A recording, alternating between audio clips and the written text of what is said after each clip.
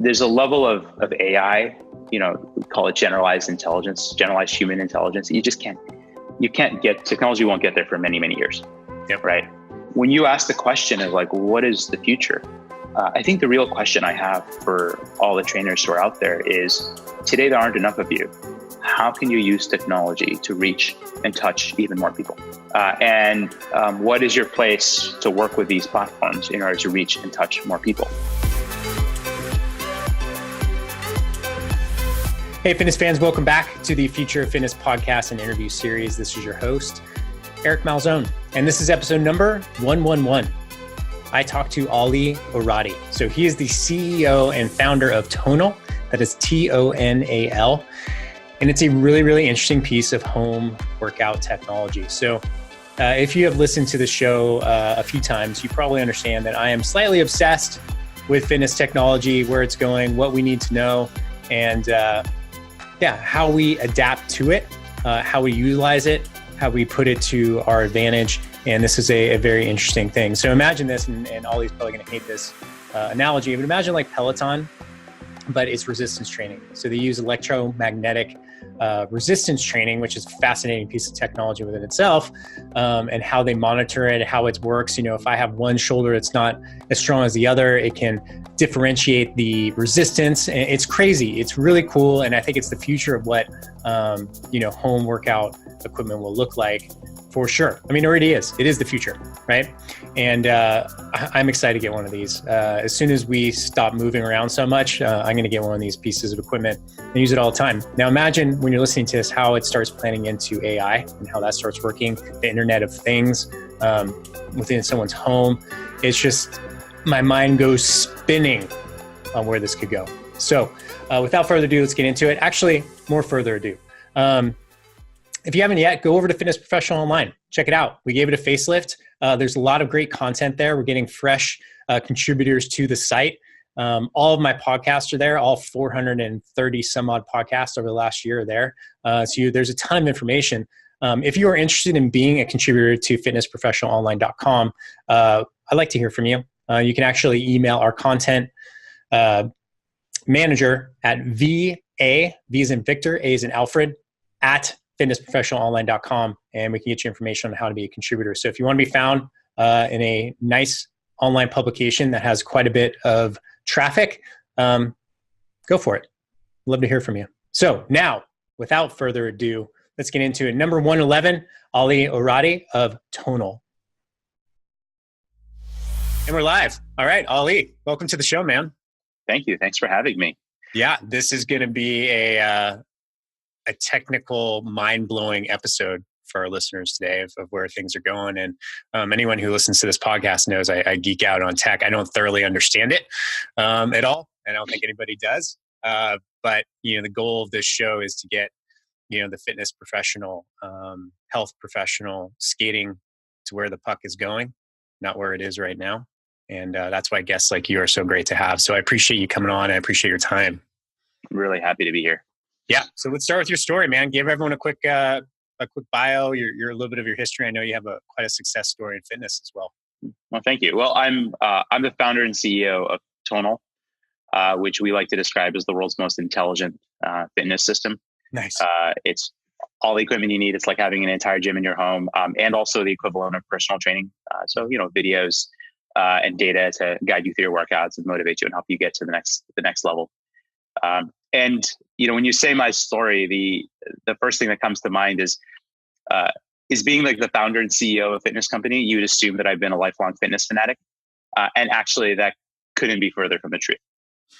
Growing up, I was literally the chubby computer geek who could code. I was like the chubby kid with glasses, yeah. And I spent most of my early life in technology. I started my career at Hewlett-Packard in their supercomputing lab in Silicon Valley. I was designing the chips that go into computer systems, and then went and worked on a bunch of telecom gear and video on demand gear, and basically like big, heavy computing and communication systems. And I was having a blast. And by the time I was 35, from a technology perspective, things were going really well. From a career perspective, I was having a lot of fun. But my health was in total disarray, total shambles. I had been struggling with my weight my entire life. I had I'd been diagnosed with type 2 diabetes and sleep apnea. I'd slept at sleep clinics with wires hooked up to me, and then the number of health issues kind of piling up from being overweight were beginning to add up, and everything was pointing to the same thing. Like Aly, you have got to figure out how to lose weight, or else you're gonna just kill yourself, or end up you're gonna hit this point of no return, right? And it was kind of a desperate moment. So I quit my job and I spent 9 months losing 70 pounds. And that journey, that weight loss journey, and that that time of real focus was really transformational and eye-opening for me. And it's ultimately what led to Tonal. And first thing I did is, I'd always had the gym membership, but like most people, I was sporadic. I didn't really go. And so I started going regularly. I started watching what I'd eat, and I'd go to the gym and I'd hop on various pieces of cardio equipment. And I lost a little bit of weight in the early days, but quickly plateaued. And as I did more and more research and learned more, because that's basically my full-time job, I realized I had to incorporate strength training into my routine if I was really going to see the results I wanted, which in retrospect would have been obvious. If I'd hired a personal trainer, that's the first thing they would have told me. Right? It's like, you need to strength train. Yeah. But I do, like most people default, like we've been, running and biking since we were kids. It's like, it's an easy thing to do. Yeah. And so you start with that stuff. And I eventually figured out how to strength train, which, by the way, is not easy. Like most people, you don't know how much weight to lift. You don't know what exercises to do, what order to do them in, what days to do them in, it's like a total black art, right? Yeah. It's intimidating too, right? It is. I won't tell you what it was like to walk into the weight room the very first time. And I actually, I established this habit of going to the gym at like 6 a.m. in the morning, which is a weird thing to do when you're unemployed. Like I had no job. I could have gone at 10 a.m. or 11, but I was showing up at 6 a.m. because it was the only time I'd be at the gym, and it was like fairly empty, right? And so I could have the gym all to myself, lower intimidation factor. I could do supersets without fighting over equipment. You normally, you put something down, and 3 seconds later, someone's like, "Hey man, are you using that? Can I have that?" And so, I was going to the gym super early, and I figured out a bunch of stuff. I mean, I'm by no means an expert, but I figured out a bunch of stuff. And I was sitting on a bench at the gym at like 6 a.m. one morning, and I was thinking to myself, okay, great. I've lost a bunch of weight. And I'm now like, I've hit that goal and I'm happy, but I have got to get a job and go back to like living a normal life. And how am I going to have a career and work for another startup and have a family and still keep coming to the gym at 6 a.m. every morning? Like that clearly hadn't worked for me before. And I wanted a way to make sure that I was going to be able to stay healthy and keep doing these things that had become habits and routines for me.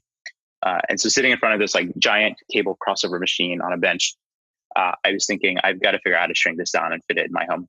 And so that was like the first kind of bit of inspiration in Tonal. But the entire time I was also just reflecting on how hard it was to strength train, just wading through all the routines you can download on the internet and figuring out which one is the right one for you, and figuring out how to figure out proper form and figuring out how much weight you should lift. And the number of times you go pick up the dumbbell and then you come back and then you realize it's the wrong one. You got to go swap it. And then things like burnout sets where I literally I pick up my 40, my 35, my 30, and I start doing my 40s. And then as soon as I burn out, I put it down and pick up the 35. And so there's a place where I also realized like what I was doing was kind of archaic in many ways. And so it's this thing of like having a technology background, like, hey, there's probably a way to shrink this down and modernize it all at the same time. Yeah. And that's ultimately what led to Tonal. Wow. What a story, man. I mean, you quit your job just to get in shape. That's bold. I love it. Well, I was desperate and lucky in that I didn't actually have a family yet. I mean, now I'm married. I don't have any kids yet, but at the time, without the responsibilities of a family, and then this I'm going to call it an existential threat of like health on the decline at 35, where like you're still young. I had to do something. I really did. It actually felt desperate. So I just had to do it. Yeah. Yeah. It's so interesting. I mean, you touched on, it's the age old argument in the fitness community of, well, what's the best fat loss, weight loss program? Is it weightlifting? Is it cardio? Is it watching your macros? Is it calorie restriction? All these things. It's, it's a combination of all of it and whatever that person actually does. And I think, when you look at why this is so interesting, I talk about all the time as a former, gym owner and working with a lot of facility owners, is that we only see a very, very small percentage of people actually come to a gym, right? Mhm. Because of many reasons, like, it's intimidating, probably is number one, right? They just don't feel comfortable. I've always been in a gym since the age of 12. So it's like, it's just a comfortable place for me, but we forget as fitness professionals how uncomfortable it can be to come into those settings, and having something at home where people can, I guess, not have that intimidation factor is tremendous. I mean, I don't know the latest statistics, but I did read something recently that only about 3 to 5% of the population actually goes to a gym, right, in the United States. And you may know. Yeah, from what I know, that's about right. Yeah. The stats I have are slightly more generous.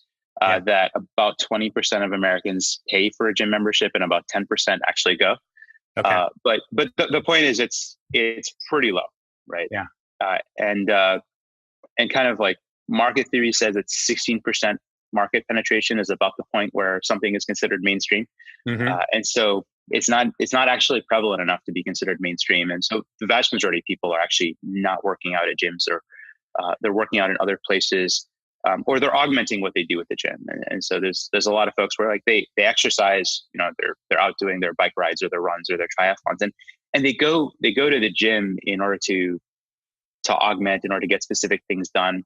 I think it's seasonal in some cases. The worse the weather is, the more likely it is people are working out indoors. So there's all these factors. Yeah. So you've obviously done a lot of research. Is there any other like kind of wow numbers or realizations you've come to in your research that you can share with us too? I think the biggest one that kind of was an eye opener for us was, there was a point where we would have just naturally assumed that a lot of people didn't value strength training. But in the research we did, we actually found that the vast majority of people valued strength training. They actually say, yes, I consider it to be important. But then when you ask them how satisfied they are with their current strength training routine, the level of satisfaction is very low. It's like under 20%. Yeah. And so there was this gap there where there was a point where I thought like, hey, are we actually gonna have to go out and educate people about the importance of strength training? And it turned out the answer to that was no. People know. They just walk by the weight room, look inside, and then keep walking because they're intimidated. They don't know what to do, or they've been doing the same routine for 5 or 10 years. We talk to people all the time who say, yeah, I've been doing the same routine since high school or college. A buddy showed me around the weight room back in college, and that's the routine I'm doing. Or the one I often hear is, yeah, I just do a circuit at the gym. And I'm like, what do you mean by that? He's like, well, I just go around from machine to machine. And I'm like, and the order that you follow is just the layout of the gym, right? The facilities manager essentially decided your exercise routine for you without you knowing it. Probably based on a number of factors that had nothing to do with physiology, right? Yeah. And so like there's this gap, and that was, I think, the thing that shocked me, is I figured that I had originally assumed that people just defaulted to cardio and didn't know strength was important, and they actually do know. It's just hard and scary. Yeah. Yeah, it is. It's interesting because I, the gym that I ran for a while, was very strength training heavy. I mean, we taught a lot of different modalities from, hard style kettlebell to Olympic weightlifting to, even gymnastics training and all of that. And it was, highly technical. And when I go now, I'm in Montana, and I go to what we would call like a Globo gym, more of a traditional health club. It's got weightlifting platforms, which is amazing.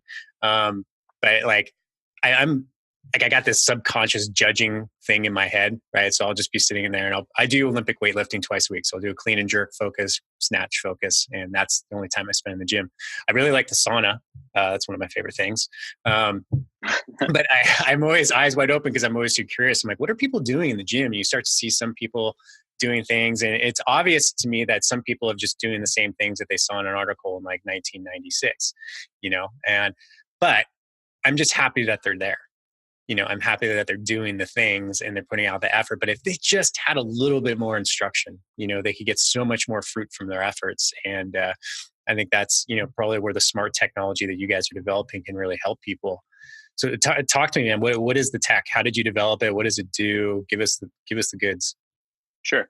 And by the way, it's true what you said, that it's good that they're just there, because I think when you asked that question a few minutes ago about what is the way to lose weight? Is it cardio? Is it macros? Is it strength training?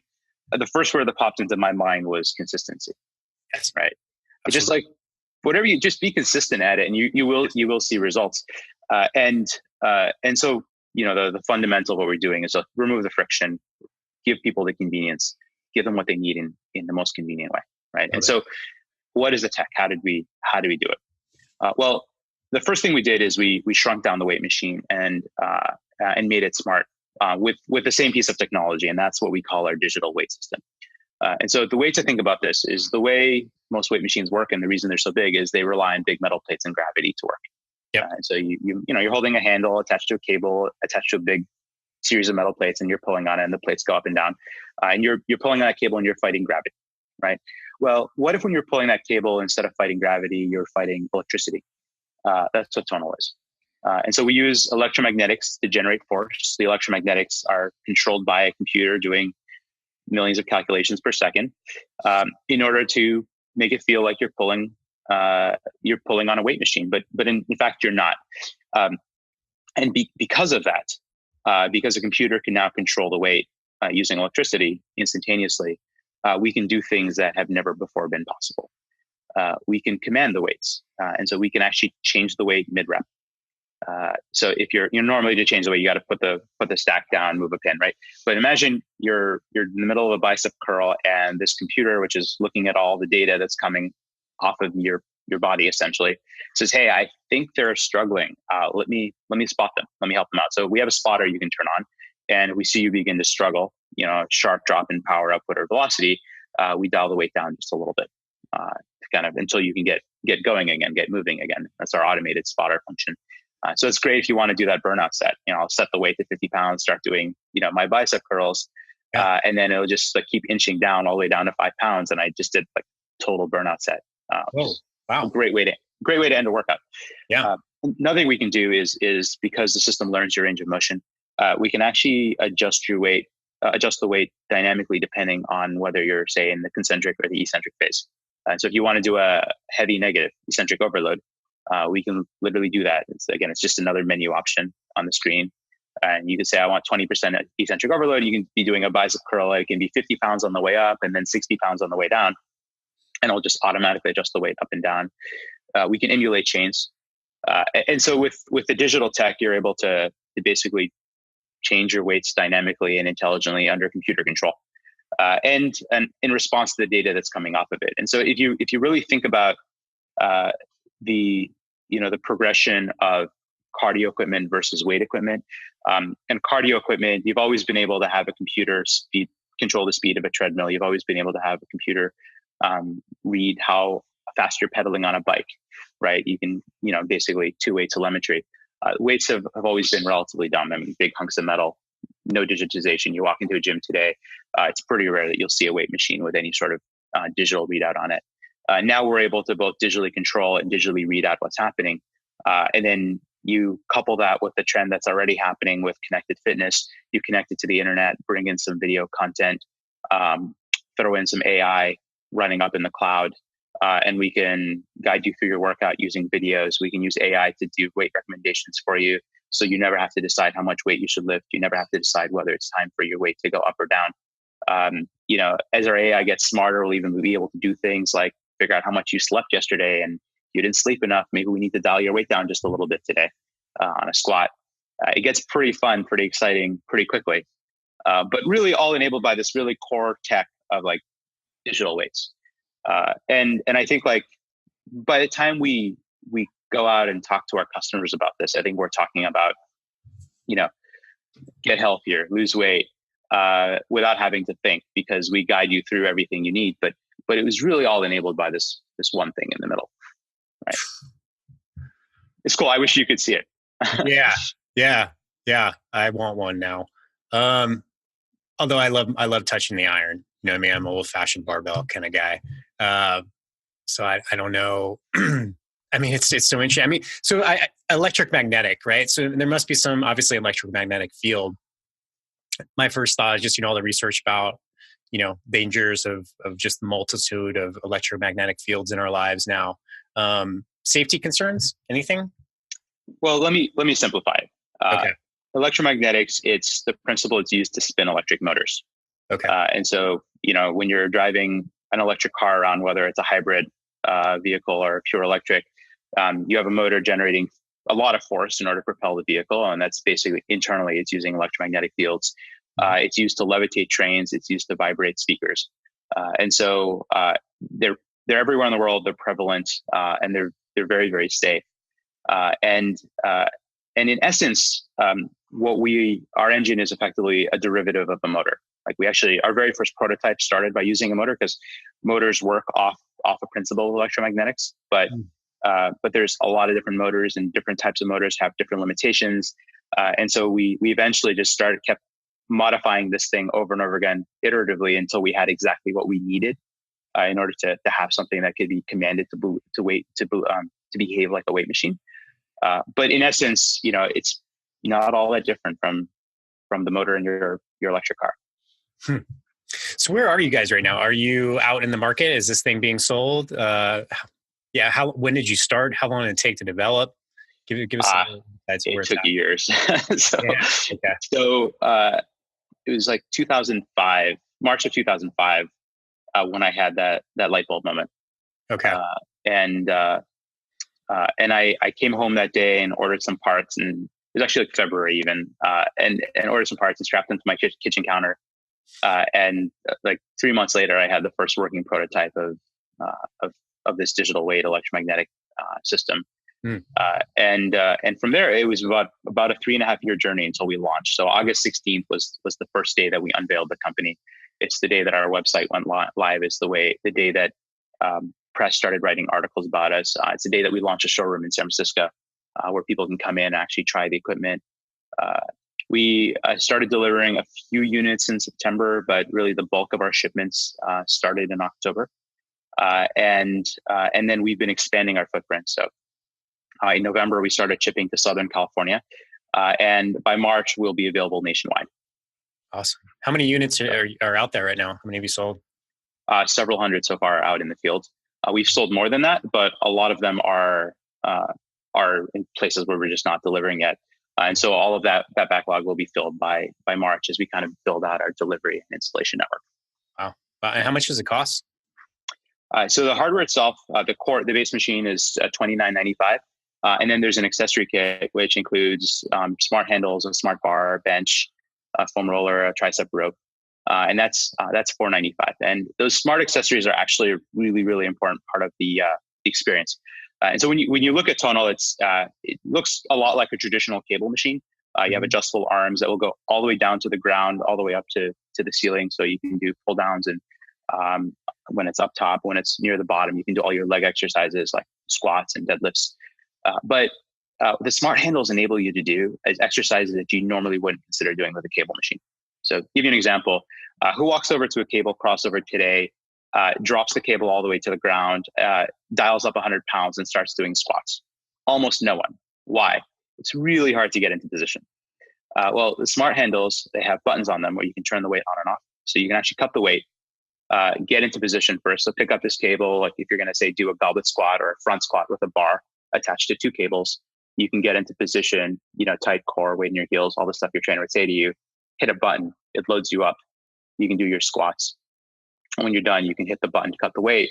Or if you're using the bar, we have a safety feature where if you ever tilt the bar off horizontal, it'll cut the weight.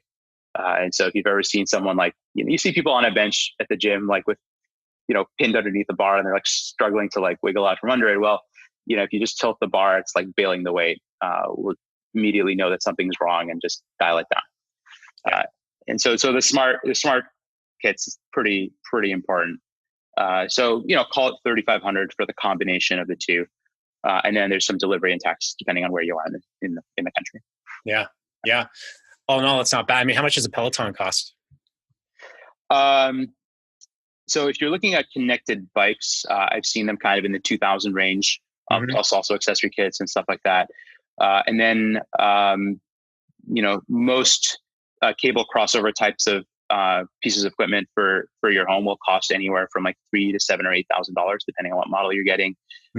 Treadmills tend to be, $4,000 and up, depending on what you're looking at. Some go as high as $13,000. There's always kind of the value stuff. I'm sure you can get treadmills for $700 on Amazon. Sure.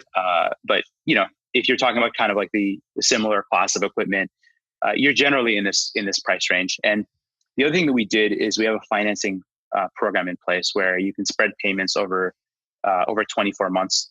And so for $199 a month plus tax, that's all in. So that covers equipment, delivery, install, accessory kit, and a monthly subscription for all of our video content, all rolled into that one payment, $199 a month plus tax for 24 months. And so we actually believe that that's a lot more affordable when you're kind of looking at broader America. In places like San Francisco and New York, their real estate is more expensive as a result. Pay grades tend to be a little bit higher in these areas.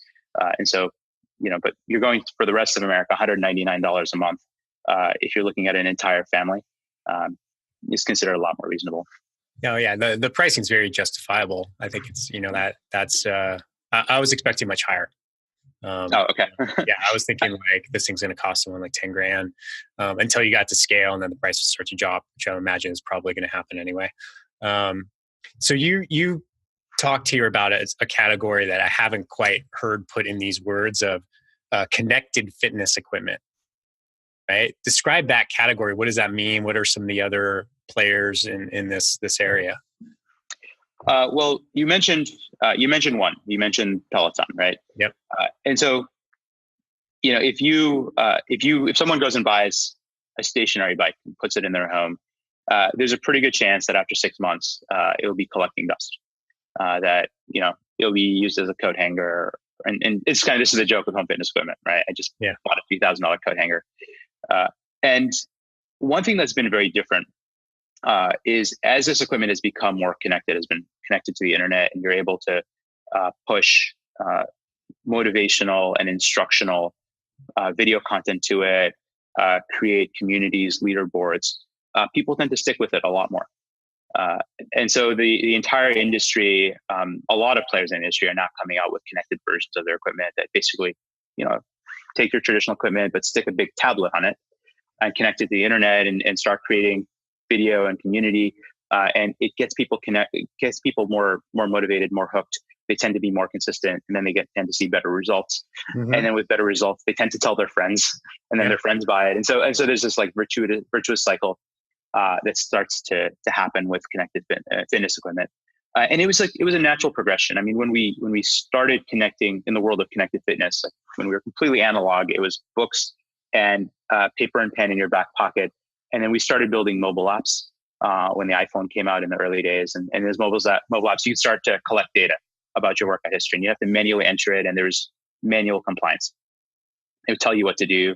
If it told you what to do, or if there was a plan, you had to follow it manually. And like, there was no way to know whether or not you actually did what it said. And then we got smarter until as things got more intelligent, we started building these trackers that would automatically collect data. But that was input only. There was no output. And then we layered on social and community, right? And that's what a lot of connected fitness equipment has done today. I think the two things that differentiate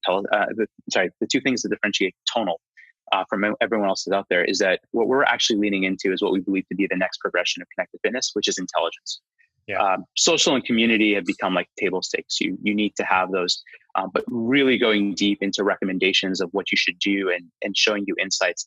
That's where we're headed with this. Is the first thing. The second thing is everything that's happened for the most part with trackers and connected fitness equipment is in the world of cardio. And no one's doing much in strength training except us. And that's what's really exciting. And that's really all enabled by the fact that we built this digital resistance engine. And the goal of it at the end of the day is the same thing that every fitness professional has. It's just get people to work out more often, give them the guidance that they need, take away the friction, make it more convenient, give people success. That's really what we care about at the end of the day. That's our mission, right? Everything else is cool, but it's just a means to get there. Yeah. Yeah. And it's, I mean, you guys, you're right. And, one of the things that really interests me about, doing this interview with you guys was that it is the first thing I've seen in strength training. I've had, Omri from vTrainer, a couple other people who are, Wexer, people who are doing it in studios, things like that, where it's, it's mixtures of VR and AI. And it's all really interesting, but it seems to all be focused around cardio and aerobic. But strength training, in my mind, is priority.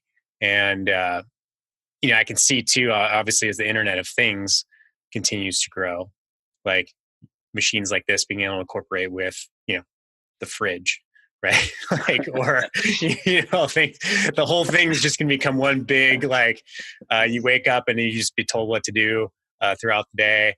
And it's God. So let's do this, man. Let's take a couple steps back out of the weeds here, and let's look at this whole big picture thing. So, because this is the stuff that gets me in trouble at dinner parties, because my wife is always like, "Oh God, here he goes again."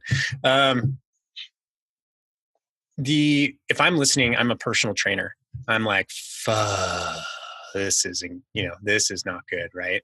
But it's obvious that this is going to happen, and you don't have to defend your tech. It's, you're not. I know you guys are doing good, but there's certain occupations in our societies and communities that tech is just going to overcome, right? And it's just going to come out. So if I'm the smart personal trainer, the smart fitness professional, I'm starting to think, okay, how do I work with this, right? How do I align myself with this? Because this stuff's coming.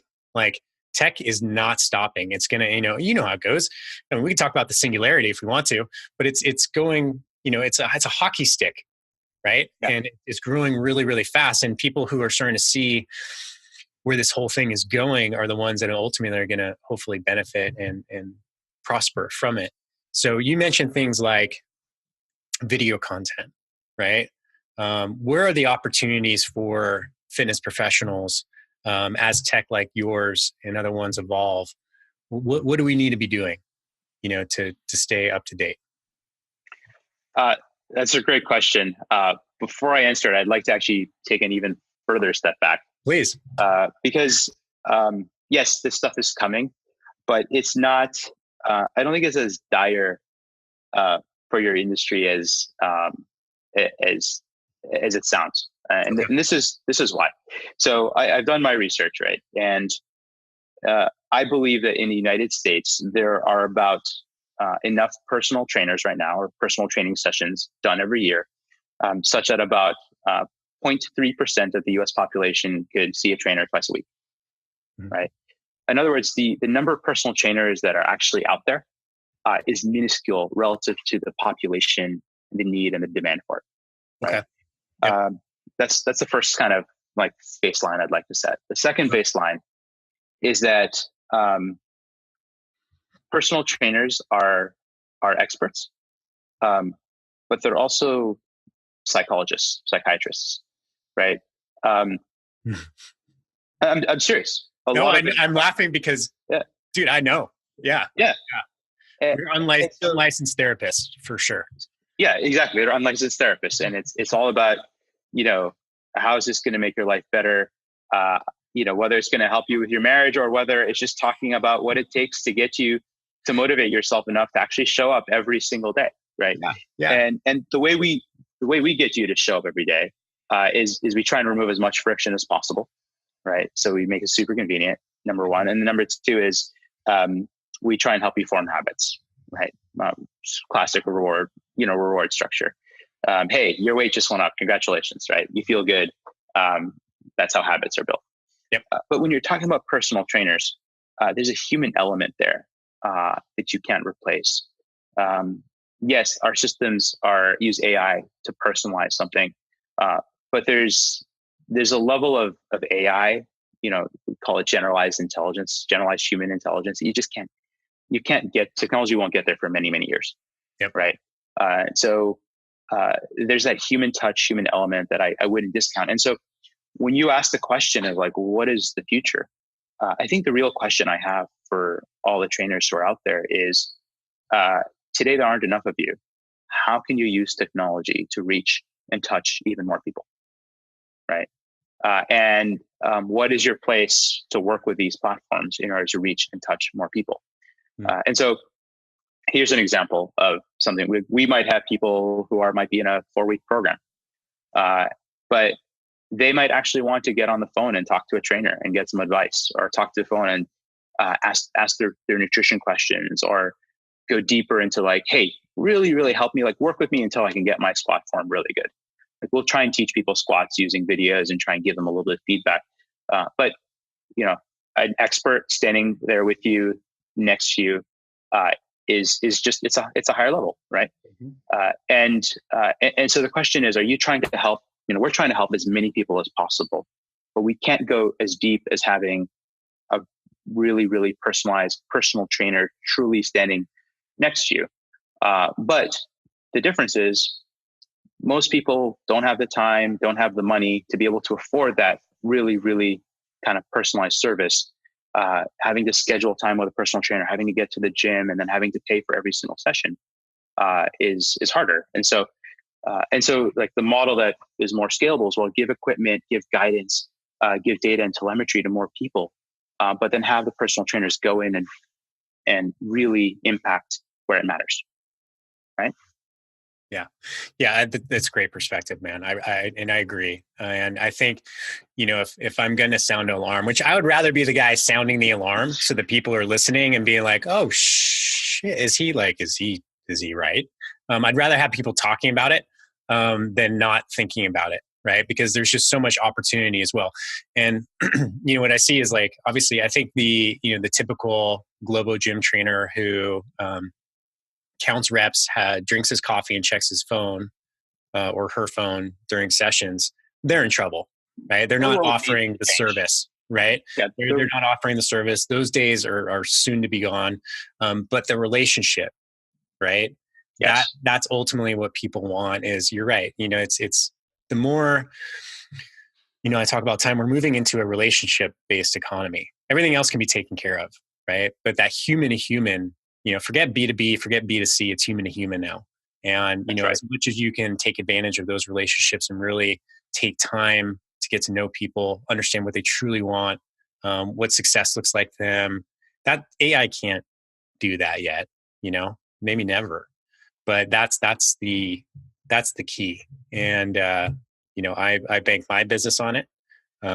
Everybody I coach, I tell them, take the time, meet outside of the gym, right? Maybe have a cup of coffee with these people, see their element, see their life, meet their family.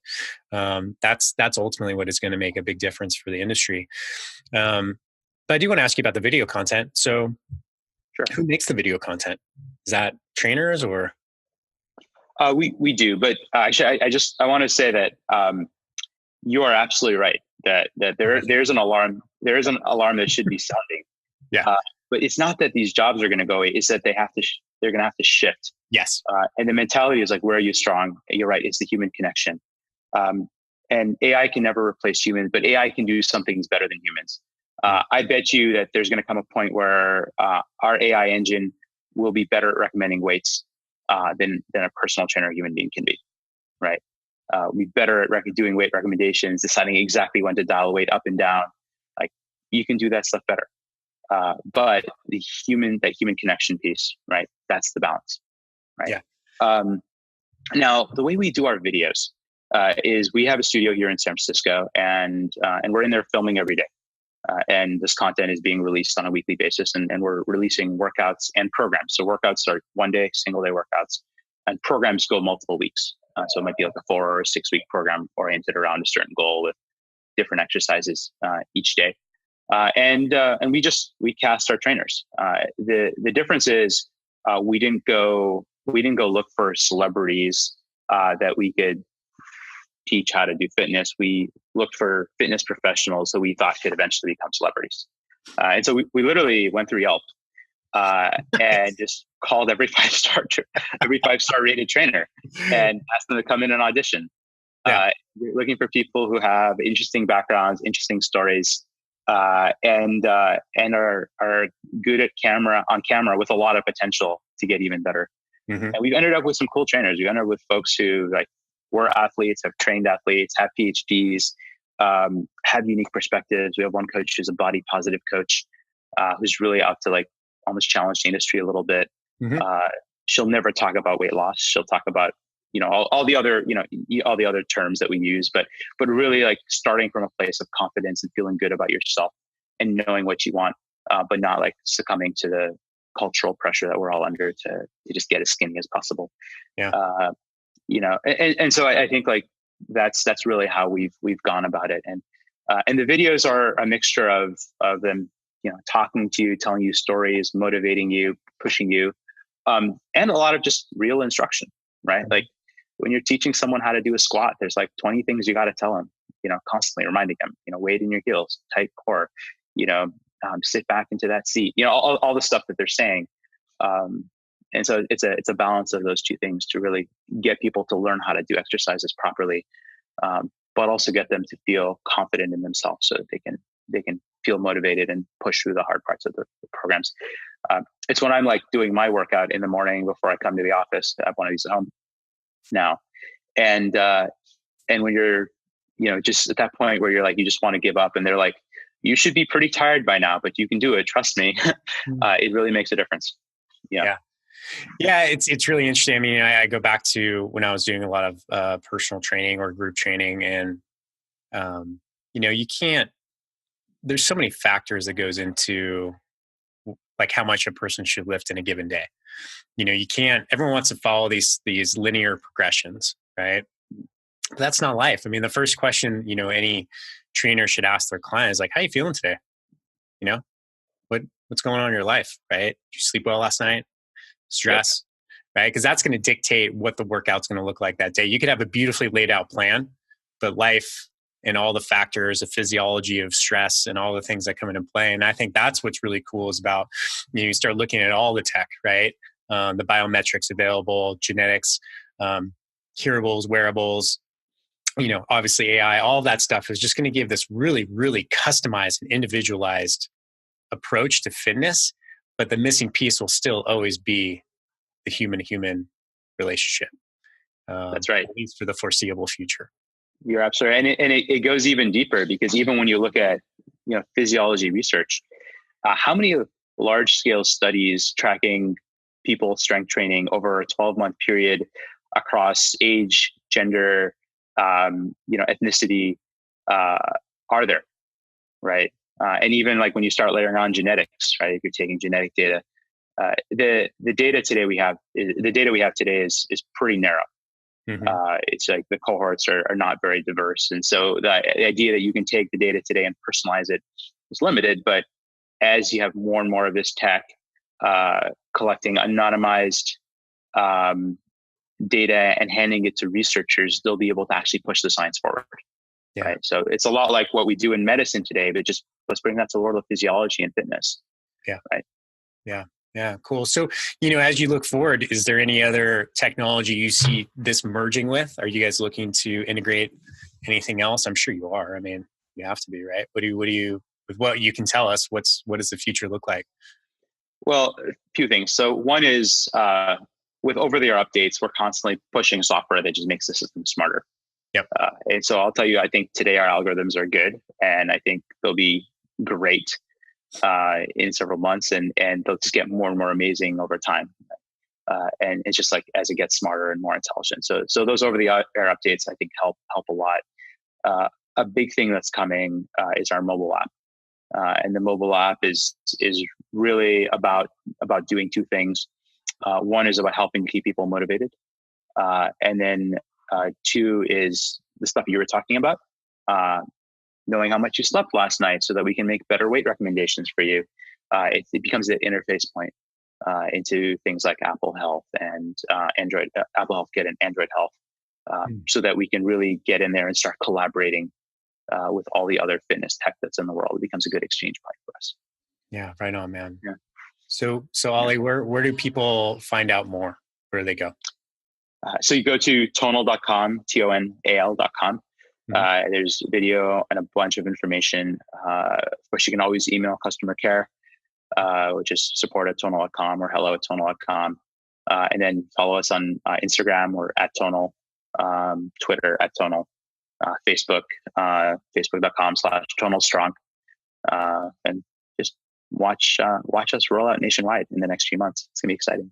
Yeah, man, that is exciting, and I think it's great. I love it. I really, once again, this is just more fodder for holiday time, because as a recording, it's December 21st. So, all my family is going to hear me talk about this kind of stuff because they have no choice. And it's just really cool. I appreciate coming on and educating us too.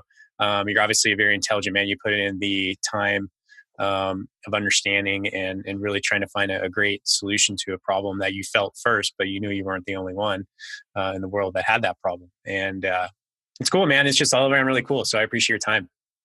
Thank you. It's been so wonderful to be here today. Yeah.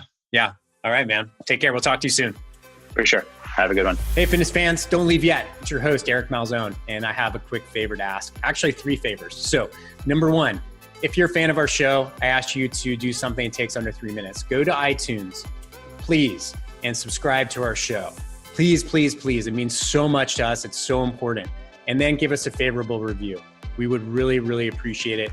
And I can't tell you how much it means and helps us out. So I know it takes 2 minutes of your day, and it means a lot to us. So please do that. Number 2, go to our YouTube channel, our Fitness Marketing Alliance, and please subscribe to our YouTube channel there. Number 3, if you like this episode or any of the episodes that we've released, share it on social.